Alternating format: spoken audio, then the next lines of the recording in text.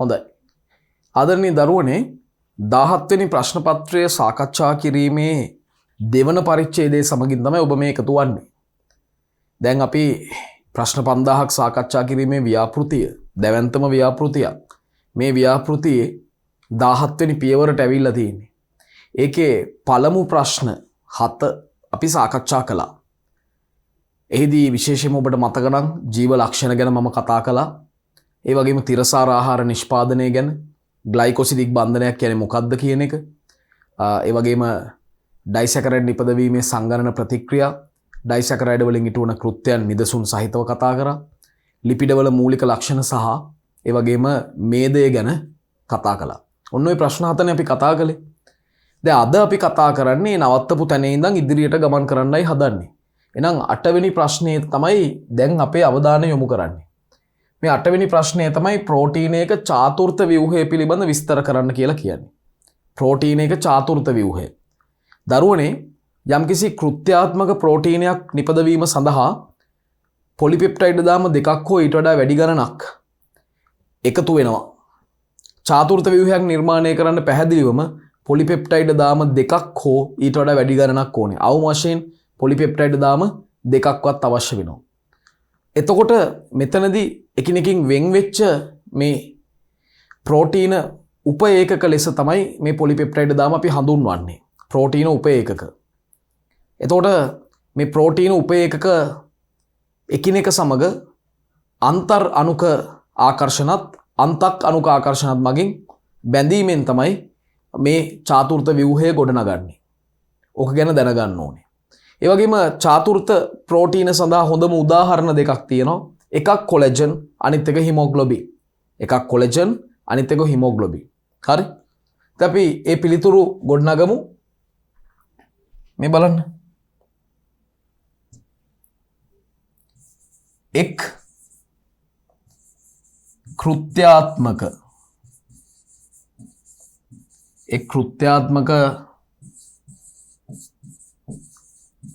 ප්‍රෝටීනයක්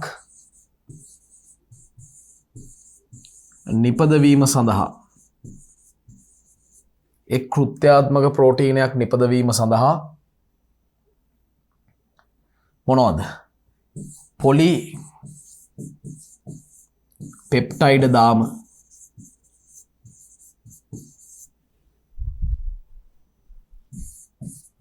දෙකක් හෝ ඊට වඩා වැඩි ගණනක්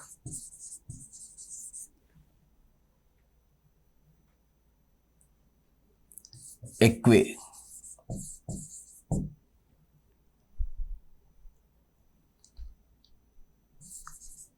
සෑම පොලිපෙප්ටයිඩ් දාමයකම ප්‍රෝටීන උපඒකකයක් පවතී. ප්‍රෝටීන උපේකක පවතිනවා. මේ උපේකක අතර ඇතිවන අන්තර් අණුක ආකර්ෂණ සහ අන්තක් අණුක ආකර්ෂණ බල නිසා තමයි මේ චාතුර්ථ ව්‍යුහය ගොඩනගන්නේ. මේවා අතර ඇතිවන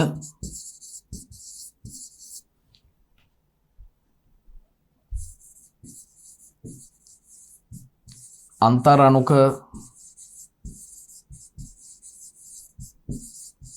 ආකර්ෂණ බල හා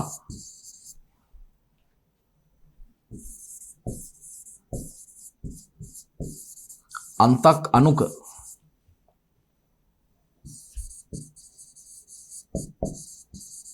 ආකර්ෂණ බල මගින් ප්‍රෝටීනයක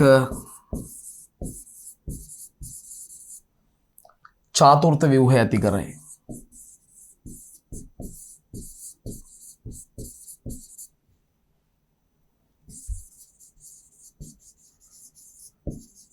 ප්‍රෝටීන එක චාතුර්ථ ව්‍යුහය ඇති කරයි. පැහැදිලිද? දැන් උදාහරණ ගැනත් දැනගන්න ඕනේ.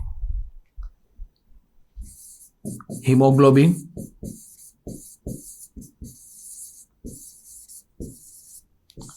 කොලජන් චාතුර්ථ ව්‍යුහ දරන ප්‍රෝටීන වේ.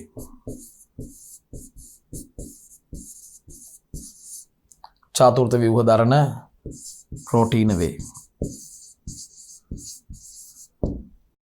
මේක තමයි දරුවෝ මේ ප්‍රශ්නයට 8 වෙනි ප්‍රශ්නයට පිළිතුර වෙන්නේ. අපි එහෙමනම් 9 වෙනි ප්‍රශ්නයට යමු යමු. බලමු මොනවද අපෙන් 9 වෙනි ප්‍රශ්නේ අහන්නේ කියලා.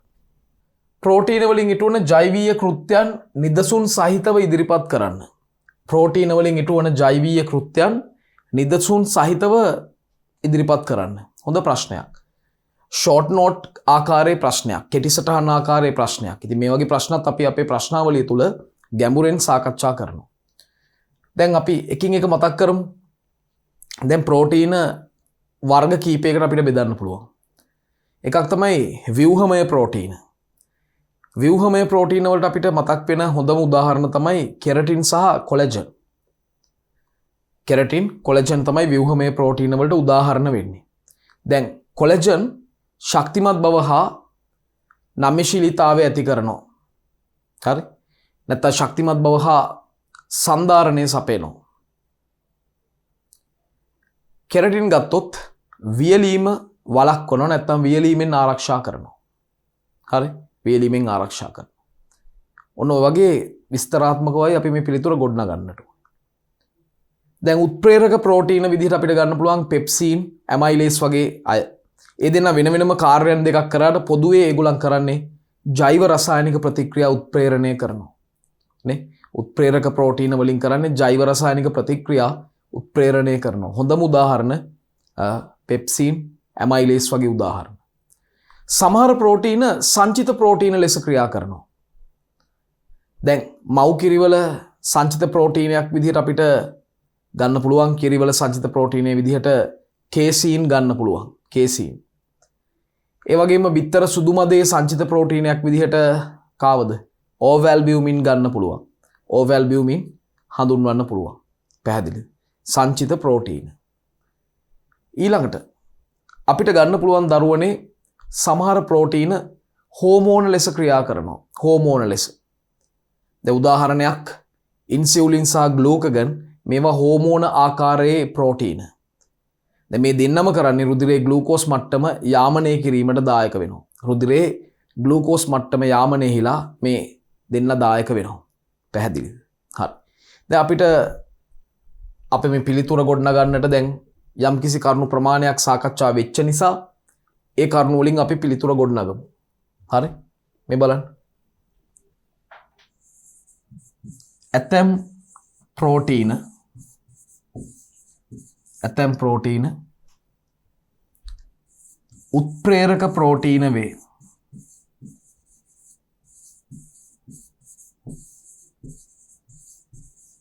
ඇතැම් ප්‍රෝටීන උත්ප්‍රේරක ප්‍රෝටීන වේ.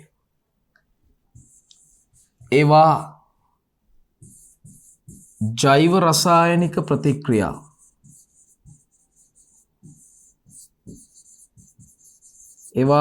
ජෛව රසායනික ප්‍රතික්‍රියා උත්ප්‍රේරණය කරවයි.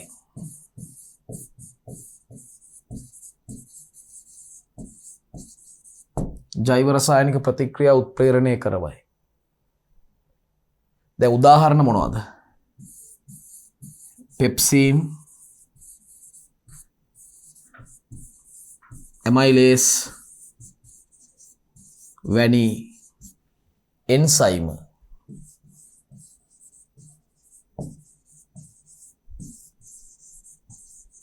උත්ප්‍රේරක ප්‍රෝටීන වේ. උත්ප්‍රේරක ප්‍රෝටීන වේ. එකක්. හරි? දැන් අපිට ව්‍යුහමය ප්‍රෝටීන ගැන කතා කරන්න පුළුවන්. අපි ඒ ගැන කතා කරපු නිසා අපිට පිළිතුරට ලියන්න පුළුවන්. ඇතැම් ප්‍රෝටීන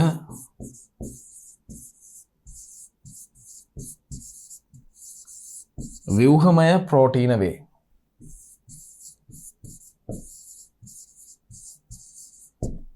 දැන් කෙරටින් කොලජන් මේකට හොඳම උදාහරණ. කෙරටින් හා කොලජන් මීට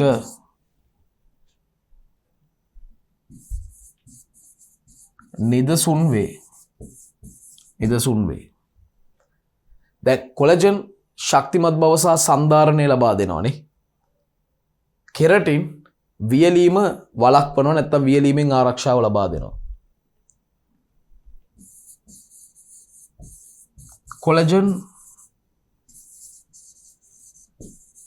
ශක්තිමත් බව හා සන්ධාරණය ලබා දෙයි.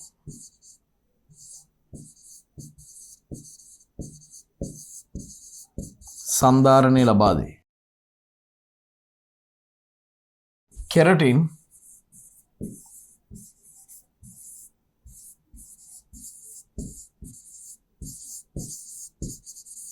කෙරටින් වියලීම වළක්වනවා.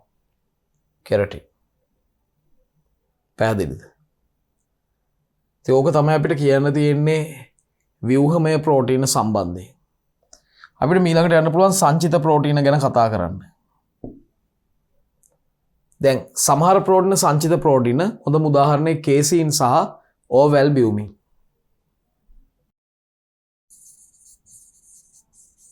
ඇතැම් ප්‍රෝටීන වර්ග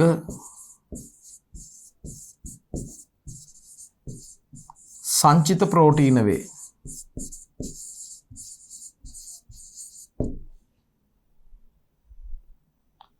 කේසීන්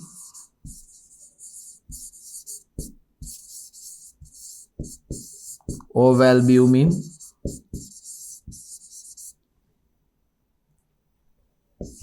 ඊට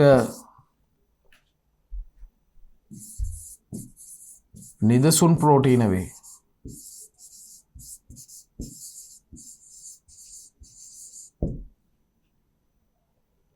දැන් කේසීන් කොහෙද තියෙන්නේ? කේසීන් මව්කිරිවල සංචිත වෙනවා. හරි? කේසීන් මව්කිරිවල සංචිත වෙනවා. ඕවැල්බියුමින් බිත්තර සුදු මදේ සංචිත වෙනවා. අපිට ඒවා ලියන්න පුළුවන්. මව්කිරිවල සංචිත ප්‍රෝටීනය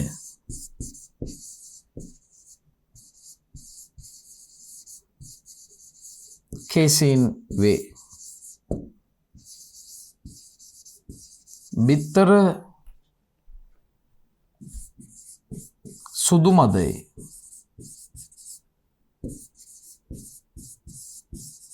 සංචිත ප්‍රෝටීනය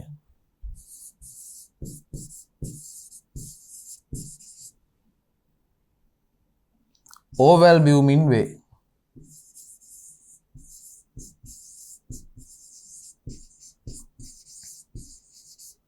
ඕවැල්බියුමින් වේ. පැහැදිලි? සමහර ප්‍රෝටීන හෝමෝන ලෙස ක්‍රියා කරනවා. ඒකත් අපිට ලියන්න පුළුවන්.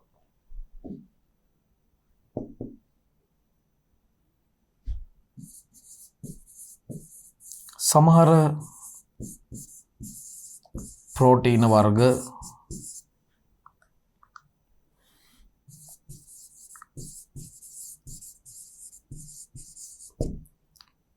හෝමෝන වේ. සමහර ප්‍රෝටීන වර්ග හෝමෝන වේ.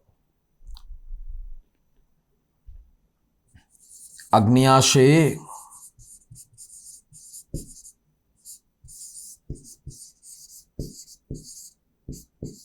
ලැංගහැන් දීපිකාවල වූ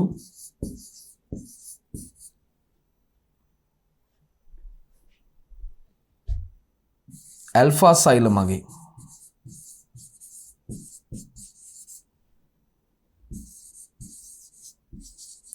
ග්ලූකගන්ධ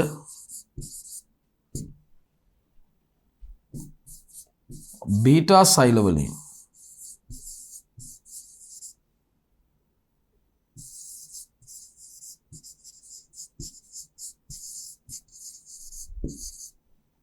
බීටා සෛල වලින් ඉන්සියුලින්ද ස්‍රාවය වේ. මේ හෝමෝන දෙකම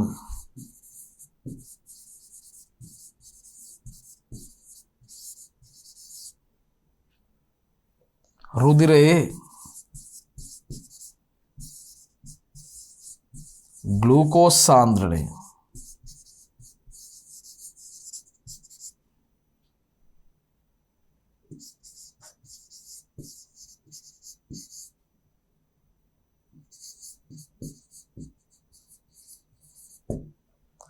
මේ හෝමෝන දෙකම දරුවනේ රුධිරයේ ග්ලූකෝස් සාන්ද්‍රණය යාමනය කරන්න දායක වෙනවා.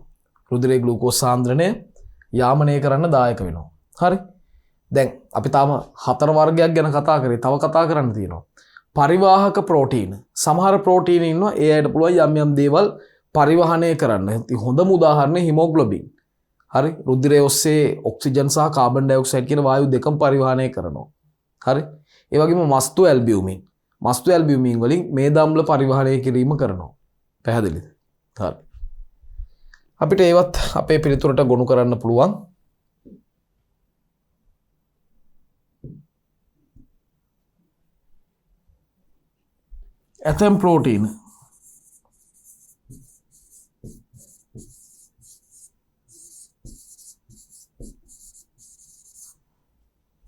ඇතැම් ප්‍රෝටීන පරිවාහක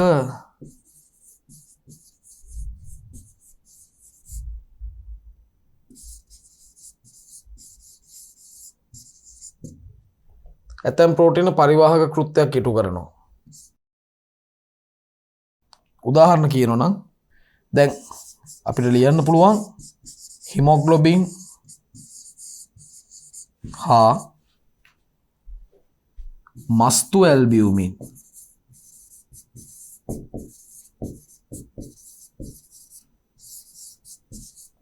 නිදසුන් ප්‍රෝටීන වේ. හිමොග්ලොබින් සහ මස්තු ඇල්බියුමින් නිදසුන් ප්‍රෝටීන. දැන් හිමොග්ලොබින් රුධිරය තුල O2 සහ CO2 පරිවහනය කරනවා. ඒකත් අපි ලියමු. අපි ඊළඟ පිටුවෙන් ලියමු.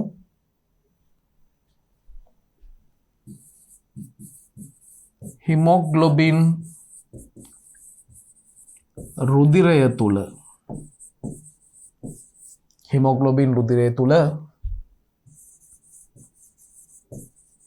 ඔක්සිජන් හා කාබන් ඩයොක්සයිඩ්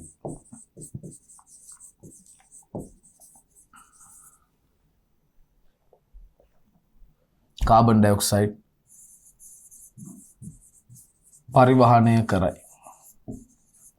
එතකොට මස්තු ඇල්බියුමින් මොනවද පරිවහනය කරන්නේ? ඒගොල්ලන් රුධිරය තුල මේද අම්ල පරිවහනයට දායක වෙනවා. මේද අම්ල පරිවහනයට.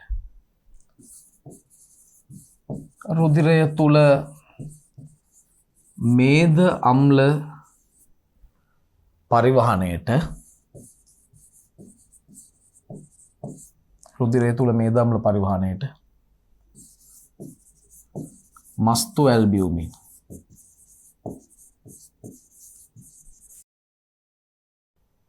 දායක වේ.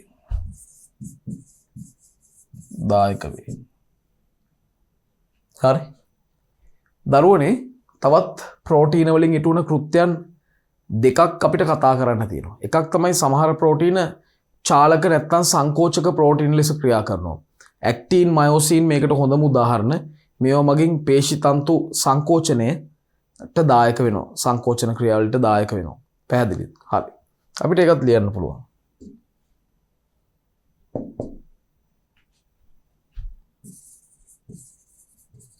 ඇතැම් ප්‍රෝටීන සංකෝචක එහෙම නැත්නම් චාලක ප්‍රෝටීන ලෙස ක්‍රියා කරයි. සංකෝචක නැත්නම් චාලක ප්‍රෝටීන ලෙස ක්‍රියා කරයි.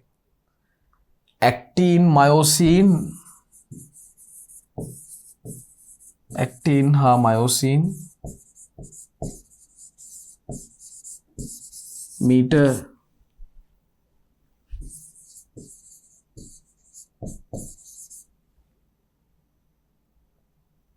නිදසුන් චාලක ප්‍රෝටීන වේ.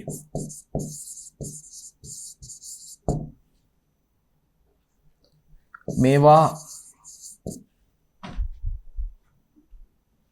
මගින් පේශි තන්තු සංකෝචනය වේ.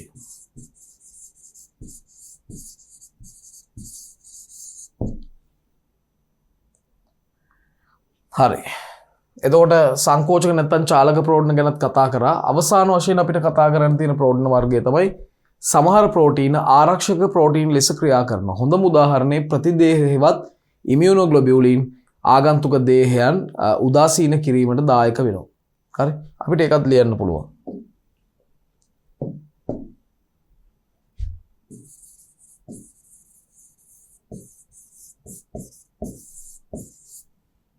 ඇතැම් ප්‍රෝටීන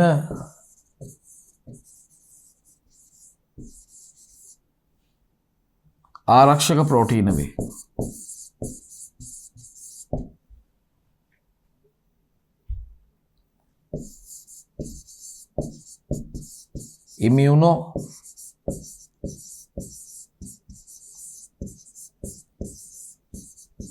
ඉමියුනෝග්ලොබියුලින් එවැනි ආරක්ෂක ප්‍රෝටීනයකි.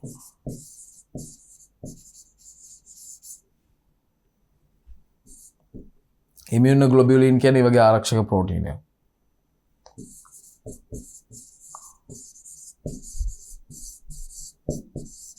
ආගන්තුක දේහ උදාසීන කිරීම. මෙම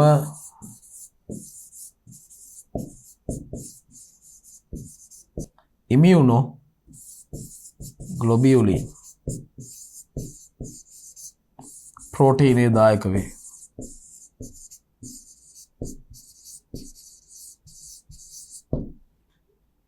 බලන්න සමහර ප්‍රෝටීන ආරක්ෂක ප්‍රෝටීන විදිහට ක්‍රියා කරනවා.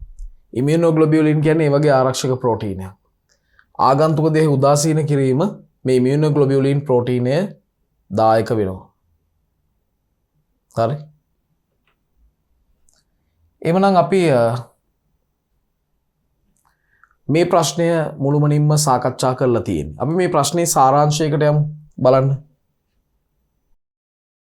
ප්‍රෝටීන වලින් ඉටුවන ජෛවීය කෘත්‍යයන් නිදසුන් දක්වමින් ලියන්න කියනවා.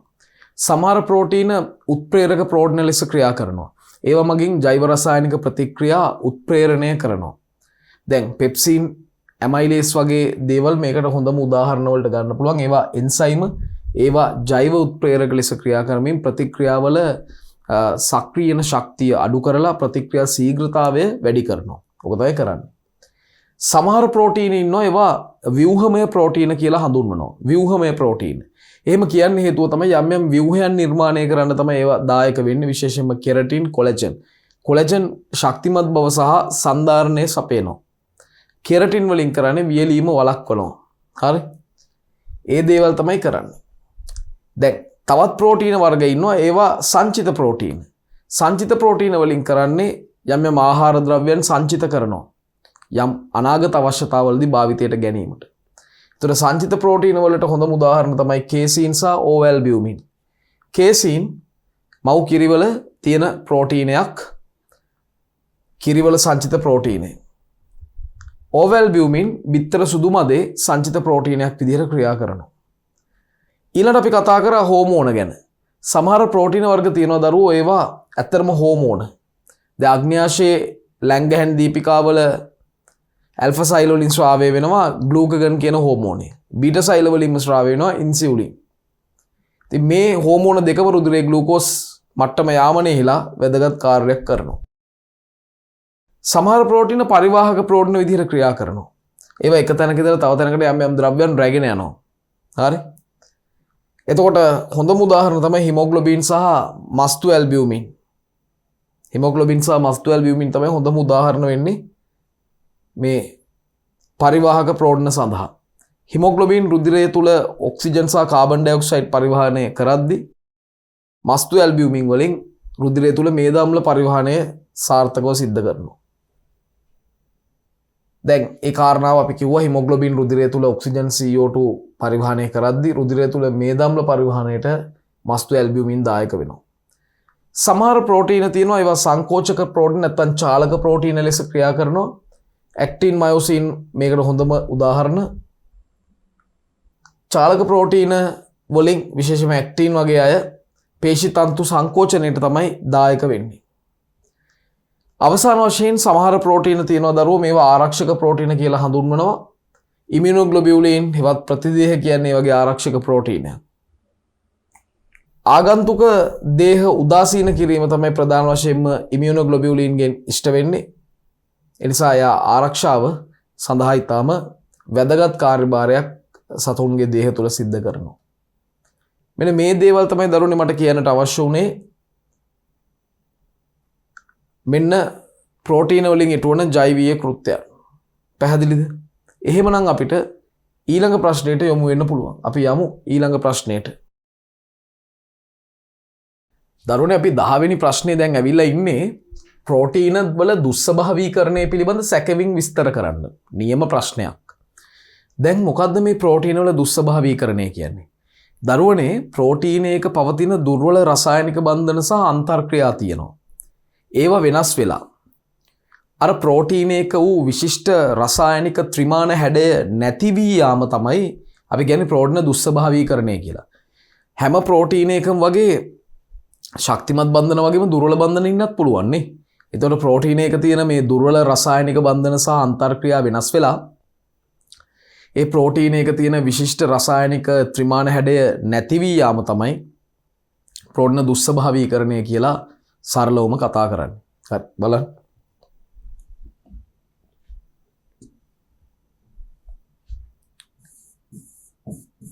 ප්‍රෝටීනයක වූ දුර්වල රසායනික බන්ධන සහ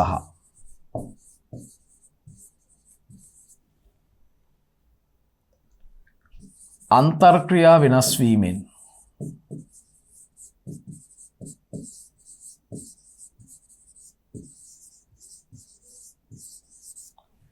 ප්‍රෝටීනයක වූ දුර්වල රසායනික බන්ධන සහ අන්තර්ක්‍රියා වෙනස් වීමෙන් එම ප්‍රෝටීනයේ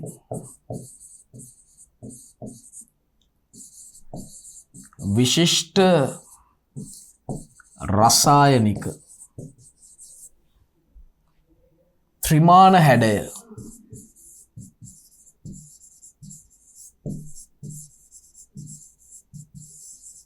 නැති වී යාම.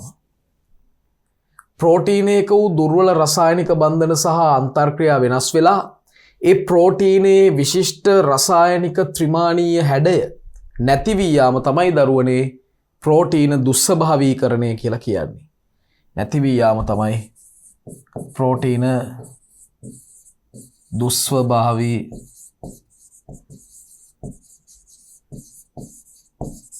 ප්‍රෝටීන දුස්සභාවීකරණය නම් වේ. දැන් මේ ප්‍රෝටීනයක් දුස්සභාවීකරණයට බලපාන කාරක ගැන සාධක ගැන දැනගන්නට අවශ්‍ය වෙනවා. එම සාධක 4කට ඔබට විෂය නිර්දේශය තුල අපි විෂය කරුණු ගෙනාවා. මතකද? ඉහළ උෂ්ණත්වය සහ අධිශක්ති විකිරණ, ප්‍රබල අම්ල භස්ම හා අධික ලවණ සාන්ද්‍රණ, බැරලෝහ, කාබනික ද්‍රාවක සහ ශාලක. ඒවා ලියන්න ඕනේ. ප්‍රෝටීන දුස්වභාවීකරණය සඳහා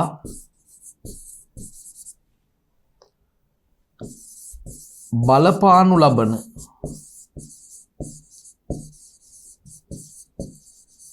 කාරක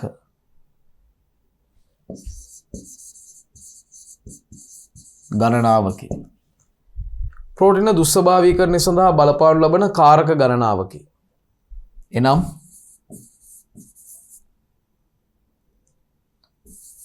ඉහළ උෂ්ණත්වය හා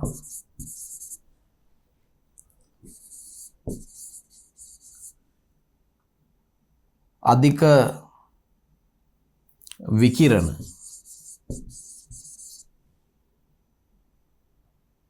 නැත්නම් අපි කියනවා මේකට අධිශක්ති විකිරණ කියලා. ඔය පාර ජම්බුල කිරණ වගේ දේවල්.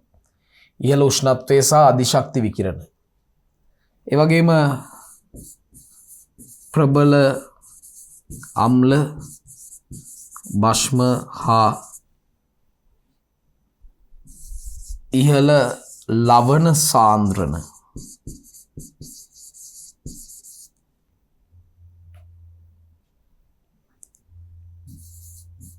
බැරලෝහ අවසාන වශයෙන් කාබනික ද්‍රාවක හා ශාලක.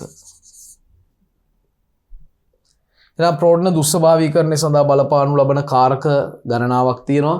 ඉහළ උෂ්ණත්ව සහ අධිශක්ති විකිරණ, ප්‍රබල අම්ල භෂ්ම සහ අධික නැත්තං ඉහළ ලවණ සාන්ද්‍රණ, බැරලෝහ, කාබනික ද්‍රාවක සහ ශාලක. කාබනික ද්‍රාවක සහ ශාලක මේවා තමයි ප්‍රෝටීනයක් දුස්සභාවීකරණයට බලපාන සාධක ලෙස අපිට කියන්න පුළුවන්කමක් තියෙන්නේ. ඉතින් දරුවනේ අපිට එහෙමනම් දැන් 11 වෙනි ප්‍රශ්නයට යොමු වෙන්න පුළුවන්. අපි බලමු 11 වෙනි ප්‍රශ්නේ මොනවද අපෙන් අහන්නේ කියලා බලන්න. ඔන්න රූප සටහනක් අඳින්න තියෙනවා. සංයුක්ත ආලෝක අන්වික්ෂයක කොටස් නම් කළ රූප සටහනක් අඳින්න. සංයුක්ත ආලෝක අන්වික්ෂයක කොටස් නම් කළ රූප සටහනක් අඳින්න කියලා කියනවා. ඉතින් මේ වගේ ප්‍රශ්නයක් ආවොත් අපි කොහොමද මේ රූප සටහන අඳින්නේ? හරි. මේ බලන්න. ඇස තියෙන ස්ථානයේ පවතිනවා කාචයක්. දරුවනේ අපි එනේ ඇස තියන්නේ මේ වගේ තැනකනේ. කොහොම? මේකට කියන්නේ උපනෙත කියලා. මොකද්ද? උපනෙත. අයිපීස් කියලාත් කියනවා. අයිපීස්. උපනෙත. මෙන්න උපනෙත.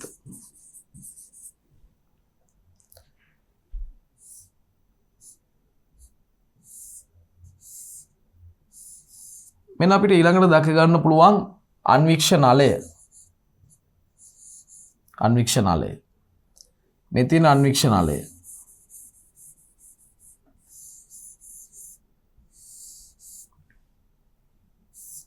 අන්වික්ෂ නලය.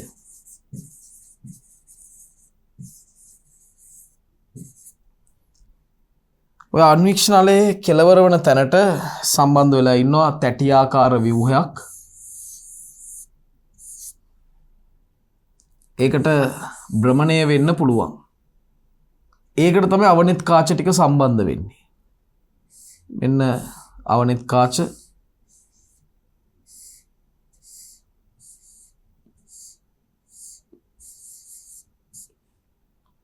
තර මේ තැටියාකාර ව්‍යුහයට තමයි කියන්නේ අවනිත් කාච භ්‍රමණකය කියලා. අවනිත් කාච භ්‍රමණකය.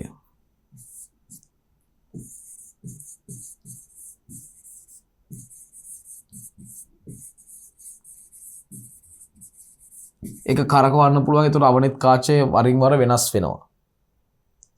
මේ තමයි අවනිත් කාච. මේ තියෙන්නේ අධිබල අවනිත. මේ තියෙන්නේ අවබල අවනිත.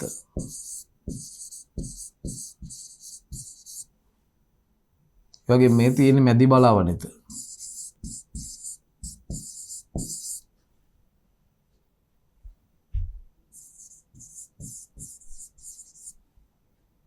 මැදි බලවනිත.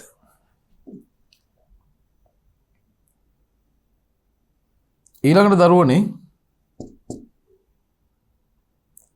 මෙන්න මේ පහලින් තියෙන්නේ වේදිකාව.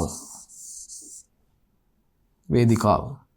ඒ වේදිකාව තුළ නිදර්ශක කදා රඳවා තබා ගන්න වේදිකා ක්ලිප් භාවිතා වෙනවා. ඒවත් තියෙනවා. ඒතර මේ තියෙන්නේ වේදිකාව. ඒ වගේම වේදිකා ක්ලිප්. දෙන වේදිකා ක්ලිප්. වේදිකාවට පහලින් තියෙනවා විශේෂ කාචයක්. සමහර අන්වික්ෂ වල මේක නැහැ. මේ කාචයට අපි කියන්නේ කන්ඩෙන්සර් කාචය. කන්ඩෙන්සරය.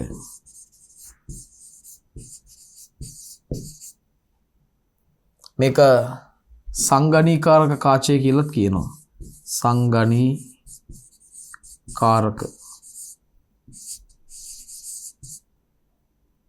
කාචය නැත්තම් කන්ඩෙන්සර් කාචය කන්ඩෙන්සරය කියලා කියනවා. පැහැදිලි? දැන් මීටත් වේදිකාවට වහාම පහළනුත් තියෙනවා ව්‍යුහයක්. ඒක හඳුන්වන්නේ ප්‍රාචීරය කියලා. ප්‍රාචීරය.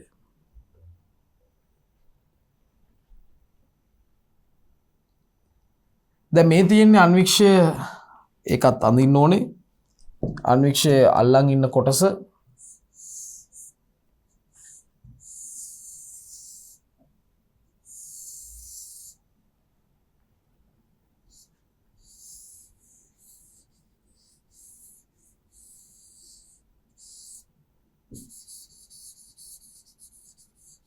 බලන්න. දැන් මං ඇඳ දරුවෝ බාහුව අන්වික්ෂ එක් ස්ථානයක සිට තවත් ස්ථානයකට රැගෙන යන්න තමයි මේ බාහුව අවශ්‍ය වෙන්නේ. අන්වික්ෂය යම් පෘෂ්ඨයක් මත පෙරලෙන්නේ නැතුව පිහිටවන්න අවශ්‍ය වෙනවා පාදය. ඒ වගේම මේ අන්වික්ෂයට අවශ්‍ය ආලෝකය සපයන්න පරාවර්තන කෘත්‍යයක් ඉෂ්ට කරනවා. ඒ කවුද? ඒ තමයි දර්පණය. දර්පණය. පැහැදිලිද? එතන දර්පණය. ඒතර දර්පණේ වැදිලා පරාවර්තනය වෙලා තමයි මේ කිරණ යන්නේ.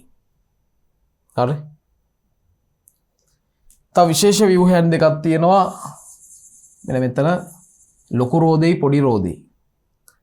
මේ ලොකු රෝදෙට කියන්නේ දල සීරු මාරුව නැත්තම් රළු සීරු මාරුව.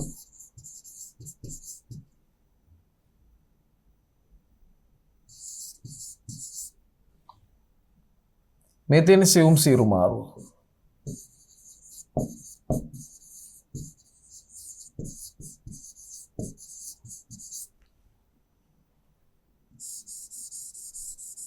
මේ තමයි සංයුක්ත ආලෝක අන්වික්ෂයක කොටස් නම් කළ රූපසටහන. අපිට එහෙමනම් ඊළඟ ප්‍රශ්නෙට දරුවනේ යොමු වෙන්න පුළුවන්.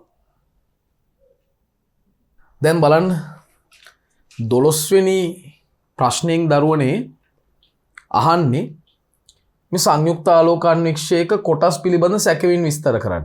දැන් කලින් රූපෙත් එක්ක අපි අධ්‍යයනය කරගෙන බලන්න. අපි සංයුක්ත ආලෝක අන්වික්ෂයක කොටස් ටික නම් කරා. දැන් එක කොටසින් කොටස තමයි ඉගෙන ගන්න තියෙන්නේ. හරි? උපනිත ගැන මුලින් කතා කරමු. උපනිත කියන්නේ ඇස තබන ස්ථානයේ පවතින කාචය. මේක උත්තල කාචයක්.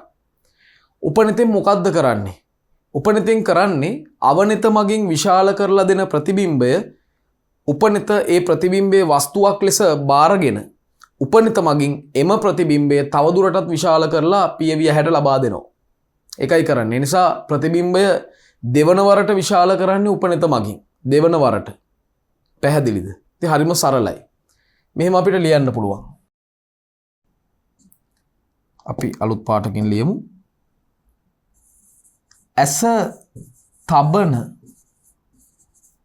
ස්ථානයේ පවතින කාචය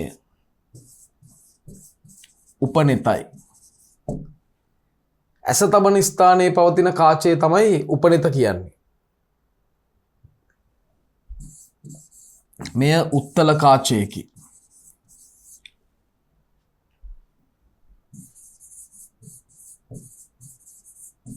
මේ උත්තල කාචයකි.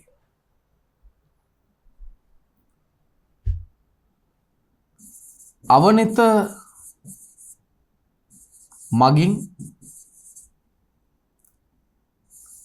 විශාල කර ලබා දෙන අවනිත මගින් විශාල කර ලබා දෙන ප්‍රතිබිම්බය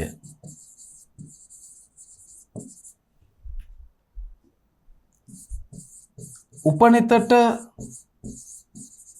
වස්තුව ලෙස ක්‍රියා කරමින්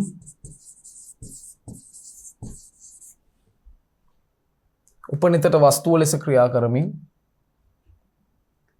එහි විශාලිත ප්‍රතිබිම්බයක්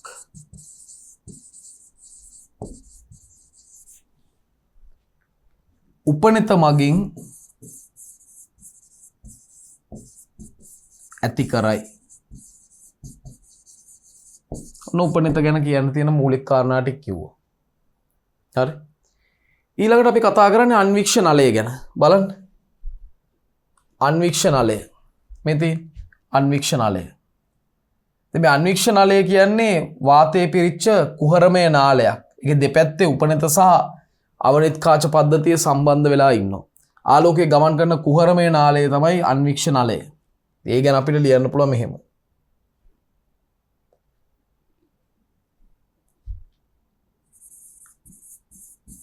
අවනිත් කාච පද්ධතියේ සිට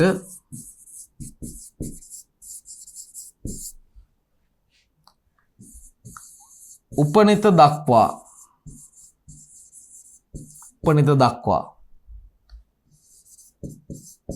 ආලෝකය ගමන් ගන්නා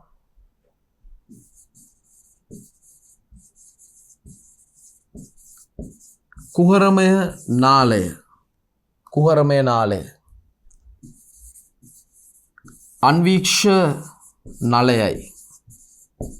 අන්වික්ෂ නලයයි. අවනිත් කාච පද්ධතිය ඉඳලා උපනිත දක්වා ආලෝකයේ ගමන් කරන කුහරමය නාලය තමයි අන්වික්ෂ නලය. හරි. ඊළඟට අවනිත් කාච භ්‍රමණකය ගැන අපිට කියන්න දේවල් තියෙනවා. අවනිත් කාච භ්‍රමණකයට තමයි අවනිත් කාච සම්බන්ධ වෙන්නේ. භ්‍රමණකයේ කරකැවීම මගින් වරකට එක් අවනිත බැගින් අපිට තෝරා ගන්නට පුළුවන්.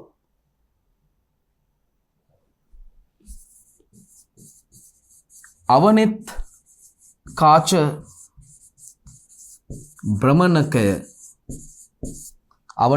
භ්‍රමණකයට අවනිත් කාච සම්බන්ධ වී ඇත.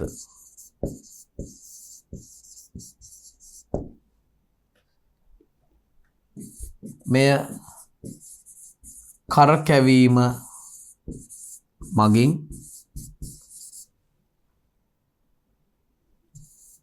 වරකට එක් අවනිත බැගින්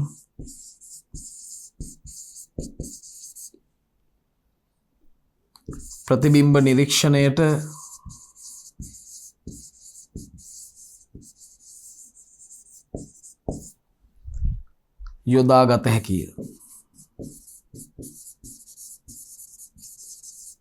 යොදාගත හැකිය.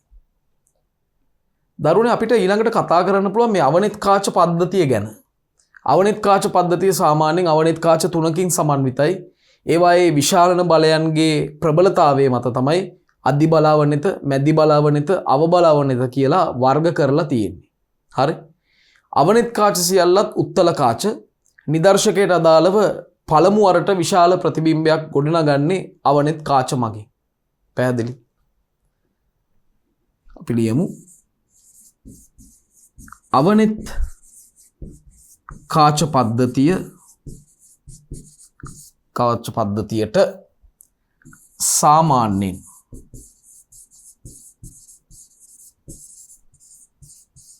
අවනිත් කාච තුනක් අයත් වේ.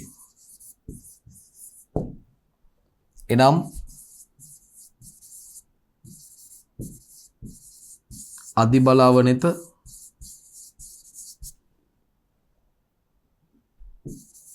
මැදි බල අවනිත හා අව බල අවනිත ලෙසයි.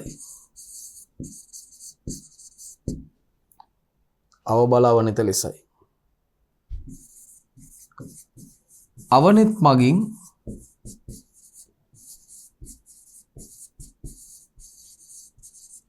නිදර්ශකයට අදාළව පළමු වරට විශාලිත ප්‍රතිබිම්බයක්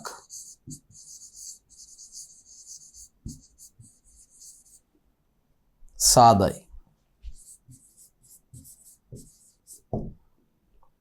විශාලිත ප්‍රතිබිම්බයක් සාදනවා. එය තමයි උපනිතට වස්තුව ලෙස ක්‍රියා කරන්නේ. අවනිත සාදන ප්‍රතිබිම්බය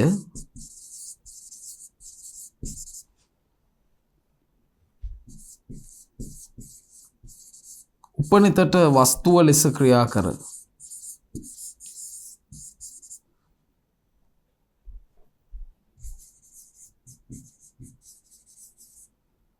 තව දුරටත්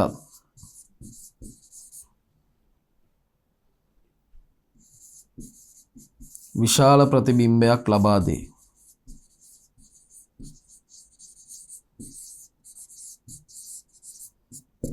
විශාල ප්‍රතිබිම්බයක් ලබා දේ.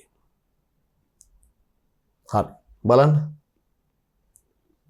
දැන් ඒතකොට අපි උපනිත ගැන කතා කළා. අන්වික්ෂ නලය ගැන කතා කරා. අවනිත් කාච භ්‍රමණකය ඒ වගේ මේ අවනිත් වර්ග ටික ගැන කතා කරා. දැන් අපිට කතා කරන්න පුළුවන් මේ දල සීරු මාරුව සහ සියුම් සීරු මාරුව ගැන කාරණා කීපයක්ම. හරි. දරුවනේ මේ දල සීරු මාරුව කරකැවීම මගින් සිද්ධ වෙන්නේ කාච පද්ධතිය සහිත අන්වික්ෂ නලය ක්‍රමයෙන් ඉහළ පහළ යාම. එහෙම ඉහළ පහළ යන ගමන් විශාලිත අපහැදිලි ප්‍රතිබිම්බයක් එක අවස්ථාවකදී ලබා දෙනවා. ඒ අවස්ථාවේදී ප්‍රතිබිම්බයේ විශාලයි හැබැයි අපහැදිලි බොඳ වෙච්ච තත්වයකින් යුක්ත ප්‍රතිබිම්බයක් ලබා දෙනවා. සියුම් සීරු මාරුව මගින් කරන්නේ අන්වික්ෂ නලය සහිත කාච පද්ධතිය ඉතා සියුම් ලෙස චලනය කරනවා. මේ චලනය අපිට පියවෙහින් අඳුරගන්න බැරි තරමට සියුම් චලනයක්. මේ සියුම් සීරු මාරුව කරකැවීම මගින් සිද්ධ වෙන්නේ අර දල සීරු මාරුව කරකැවීම මගින් ලබාගත් විශාල අපහැදිලි බොඳ වෙච්ච ප්‍රතිබිම්බය පැහැදිලි වෙනවා. අපි කියනවා ප්‍රතිබිම්බය ක්ලියර් වෙනවා කියලා. පැහැදිලි වෙනවා. එතකොට පැහැදිලි විශාලිත ප්‍රතිබිම්බයක් අපිට දැක බලා ගන්නට පුළුවන් වෙනවා. පැහැදිලිද? හරි. අපි ඒකත් එකතු කරමු අපේ පිළිතුරට අලුත් පිටුවකින්. දල එහෙම නැත්නම් රළු සීරු මාරුව කරකැවීමෙන්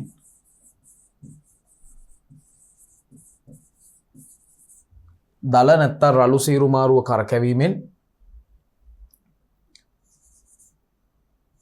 අන්වීක්ෂ නලය සහිත කාච පද්ධතිය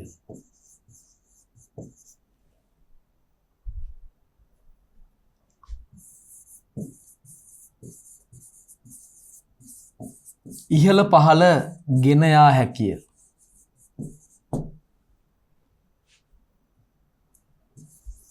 ඒ අනුව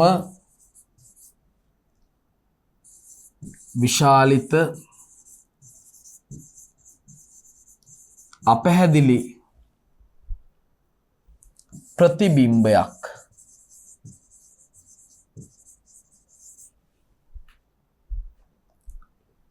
දැකගත හැකිය. දැකගත හැකිය. හරි. විශාලිත අපහැදිලි ප්‍රතිබිම්බයක් දැක් ගන්න පුළුවන්. ඊට පස්සේ සියුම් සීරු මාරුව කරකැවීම මගින් මොකද වෙන්නේ? ඒ ප්‍රතිබිම්බය වඩාත් පැහැදිලි තත්වයකට පත් වෙනවා. ඉන්පසු සියුම් සීරු මාරුව කරකැවීමෙන්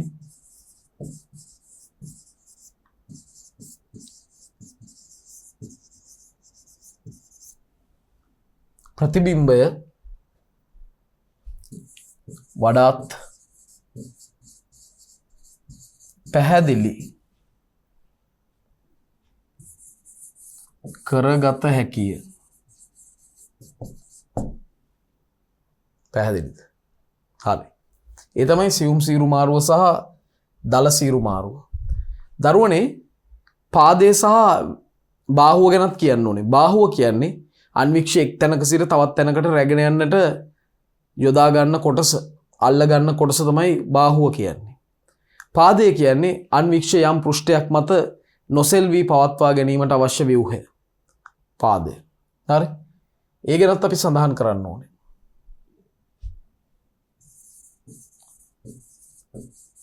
අන්වීක්ෂ බාහුව මගින් එක් ස්ථානයක සිට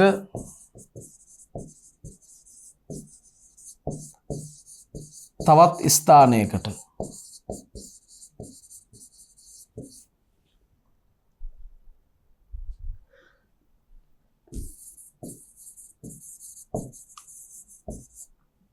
අන්වික්ෂ බාහුව මගින් එක් ස්ථානයක සිට තවත් ස්ථානයකට අන්වික්ෂය රැගෙන යාමට දායක වේ.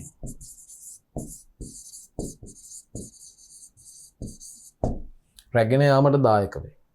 බාහුව. තර පාදය මගින් තමයි අන්වික්ෂ යම් පෘෂ්ඨයක් මත නොපෙරළී පවත්වා ගන්නේ. අන්වික්ෂ පාදය මගින් එම අන්වික්ෂය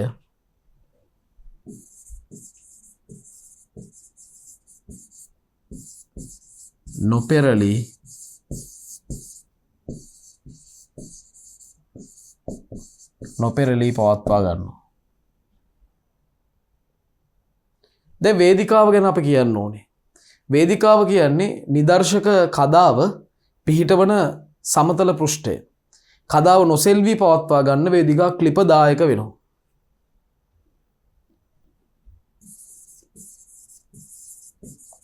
අන්වීක්ෂ වේදිකාව යනු නිරීක්ෂණය කළ යුතු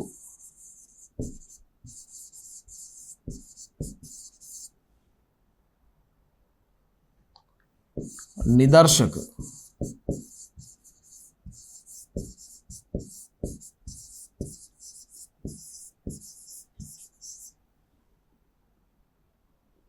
අන්වික්ෂ වේදිකාව කියන්නේ නිරීක්ෂණය කළ යුතු නිදර්ශක පිහිටුවනු ලබන සමතල පෘෂ්ඨයයි.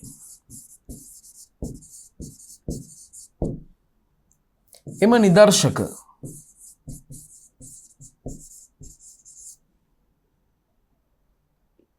නිදර්ශක නොසෙල්වා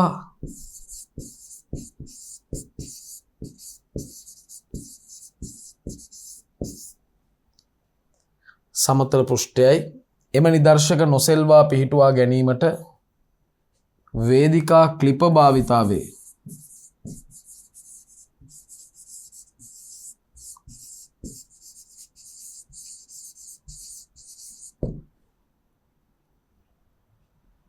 වේදිකා ක්ලිප භාවිතා වෙනවා. දර්පණය කියන්නේ ආලෝකය පරාවර්තනය කරලා නිදර්ශක කදාව වෙත යොමු කරන උපාංගය.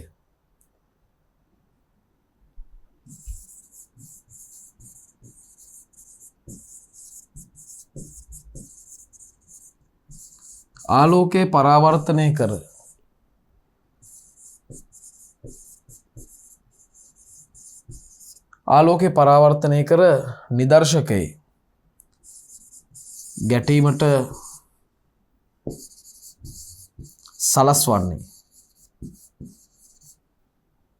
දර්පණයයි. ආලෝකයේ පරාවර්තනය කරලා ඒවා නිදර්ශකයේ ගැටීමට සලස්වනවා. දර්පණයෙන් තමයි මේක කරන්නේ. පැහැදිලිද? හරි. ඊළඟට අපේ කොටස් ටික අපි බලමු. බලන්න දරු. දැන් අපි මේ වෙනකොට වේදිකාව ගැන කිව්වා, වේදිකා ක්ලිප ගැන කිව්වා, පාදය ගැන කිව්වා, දර්පණය ගැන කිව්වා, බාහුව ගැන කිව්වා. දල සීරු මාරුව, රළු සීරු මාරුව. දැන් කියලා නෑ මේ ප්‍රාචීරය සහ කන්ඩෙන්සරය ගැන. දැන් කන්ඩෙන්සරේ වැදගත් වෙන්නේ මොනවටද? බලන්න. දරුවනේ කන්ඩෙන්සරය කියන්නේ කාචයක්. මේ කන්ඩෙන්සර් කාචෙන් කරන්නේ මොකද්ද? දැන් දර්පණයෙන් පරාවර්තනය වෙලා එනවනම් විසරිත ආලෝක කිරණ එක එක පැති වලට ව්‍යාප්ත වෙච්ච ඒවා කන්ඩෙන්සරය මගින් නිදර්ශක කදාවෙද යොමු කරනවා. හරි? එතකොට අපිට ඒක ලියන්න පුළුවන්. දර්පණයෙන් පරාවර්තනය වී යන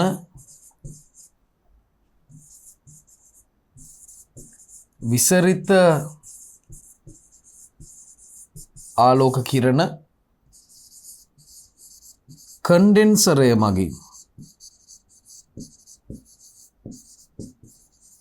කන්ඩෙන්සරය මගින්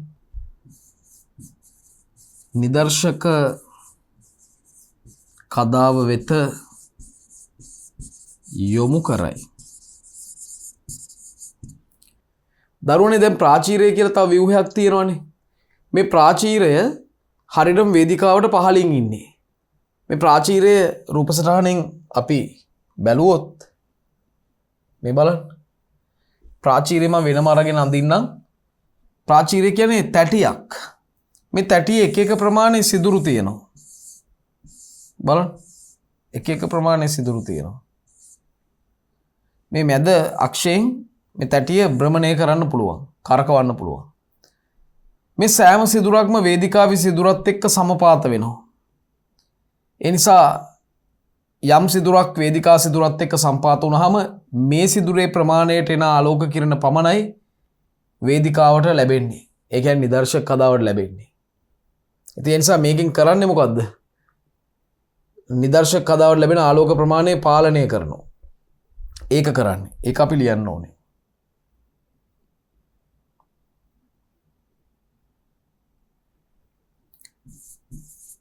වේදිකාවට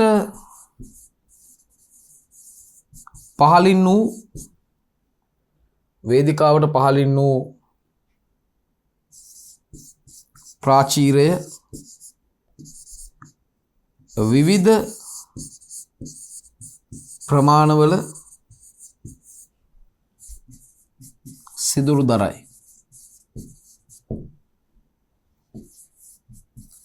නිදර්ශක කදාවට පැමිණෙන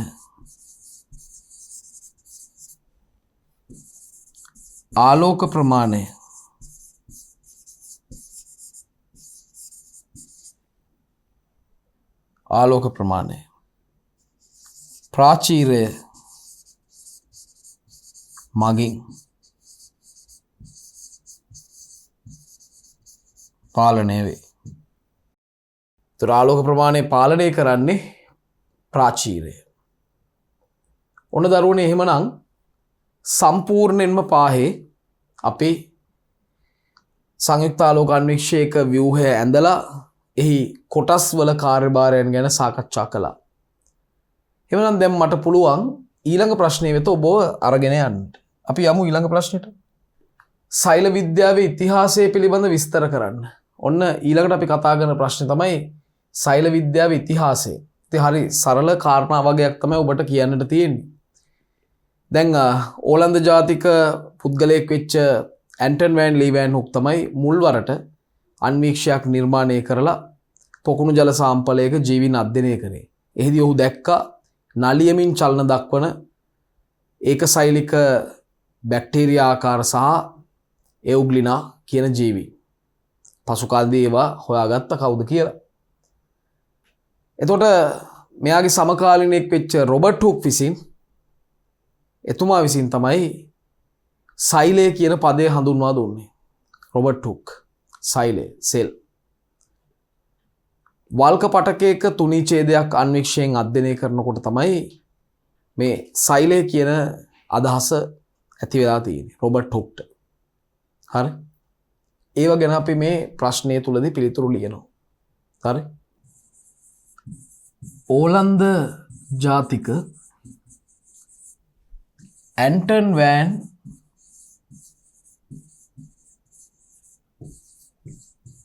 ලීවෑන් හුක් විසින් මුල්වරට අන්වීක්ෂය නිපදවා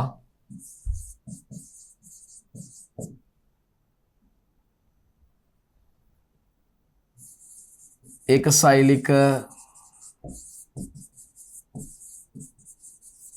බැක්ටීරියා හා එවුග්ලිනා නිරීක්ෂණය කර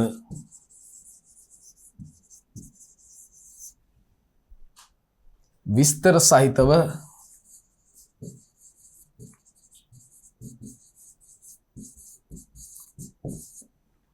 වාර්තා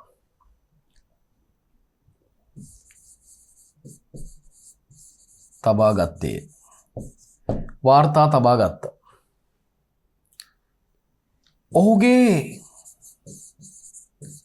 සමකාලීන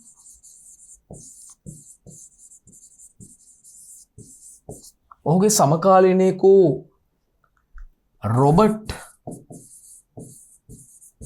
හුක් විසින්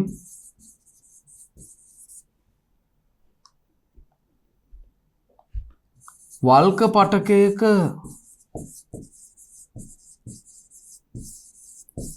තුනී ඡේදයක් සරල අන්වික්ෂයක ආධාරයෙන්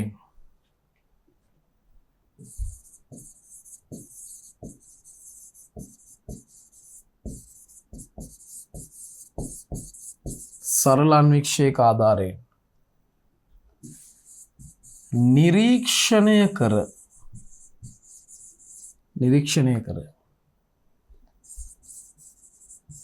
සෛලය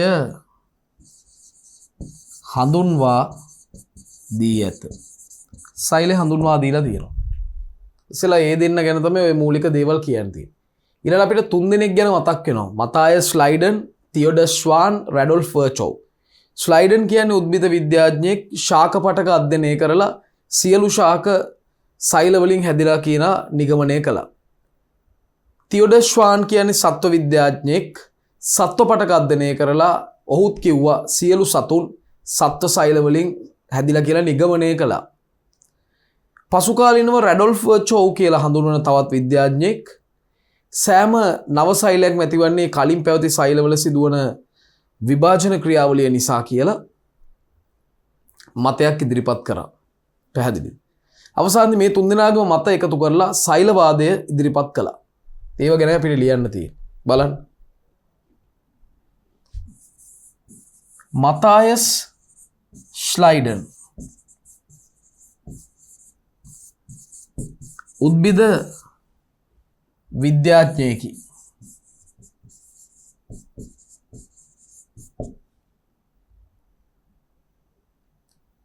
මතායස් ස්ලයිඩන් කියන උද්භිද විද්‍යාඥයෙක්. ශාක පටක අධ්‍යයනය කර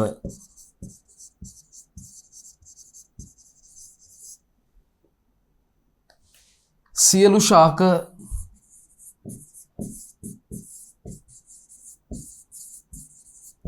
සෛල වලින් සෑදී ඇති බව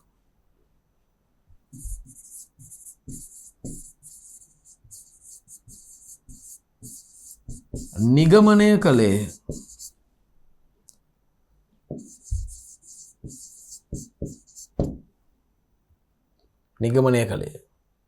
එසේම ඔහුගේ සමකාලීනයෙකු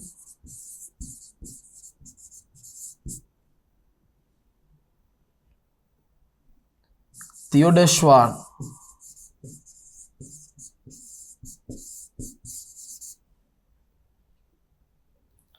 සත්ව පටක අධ්‍යයනය කර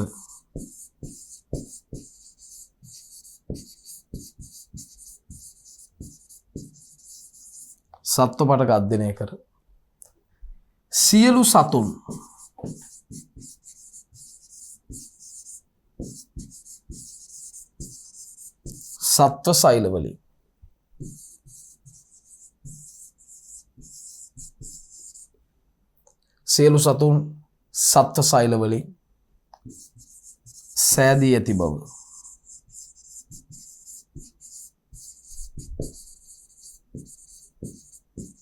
නිගමනය කළේ. රැඩොල්ෆ් වර්චෝව්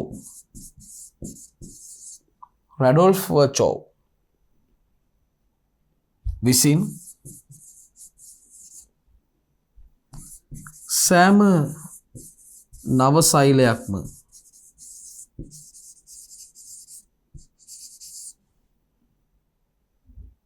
බිහිවන්නේ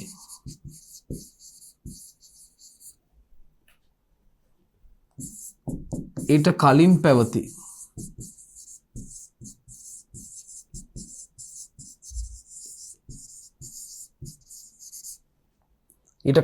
සෛල වලින් බව ප්‍රකාශ කළේය.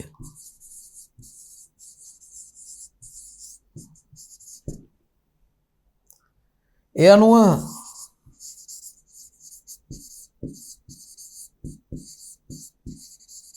මොවුන් එක්වී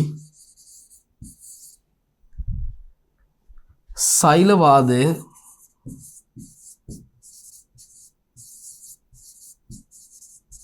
ඉදිරිපත් කර ඇත. සෛලවාද ඉදිරිපත් කරලා තියෙනවා. දැන් සෛලවාදයේ තියෙන කරුණු මොනවද කියන එක ගැනත් අපි කතා කරන්නට අවශ්‍යයි මේ පිළිතුර ගොඩනැගීමේදී. එහෙමනම් දරුවෝ සෛලවාදයේ ඉදිරිපත් වෙච්ච කරුණු කාරණා මොනවද කියලා පොඩ්ඩක් අපි බලමු. ඒකත් මේ ප්‍රශ්නේම පිළිතුරකට මම ගන්නවා. බලන්න. සෛලවාදයේ පහත කරුණු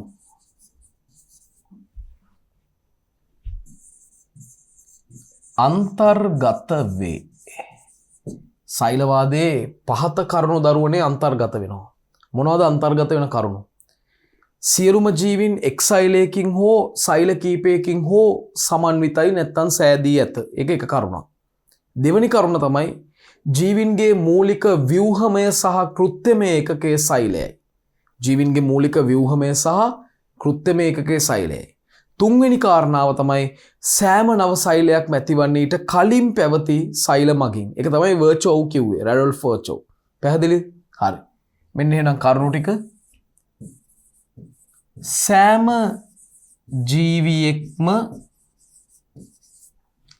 ජීවියෙක්ම එක් සෛලයකින් හෝ සෛල සමූහයකින්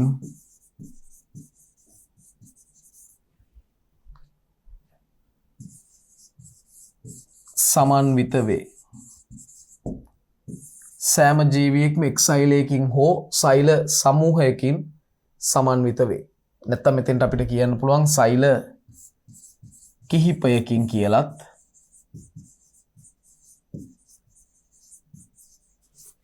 සමන්විත වේ. දෙවෙනි කරුණ ජීවින්ගේ මූලික ව්‍යුහමය හා කෘත්‍යමය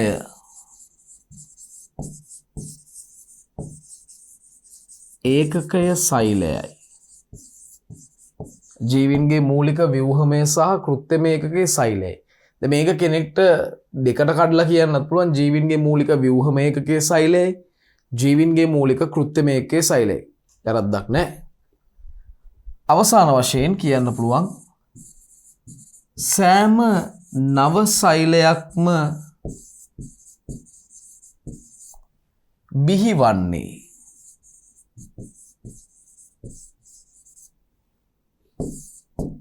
ඊට කලින් පැවති සෛල මගිනි.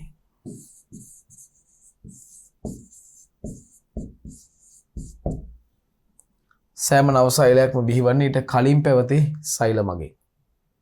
ඔන්න ඔය කාරණා තමයි දරුවෝ සෛලවාදයේ තුල ඉස්මතු කරපු ප්‍රධානම කරුණු කාරණා වන්නේ. පැහැදිලිද? හරි.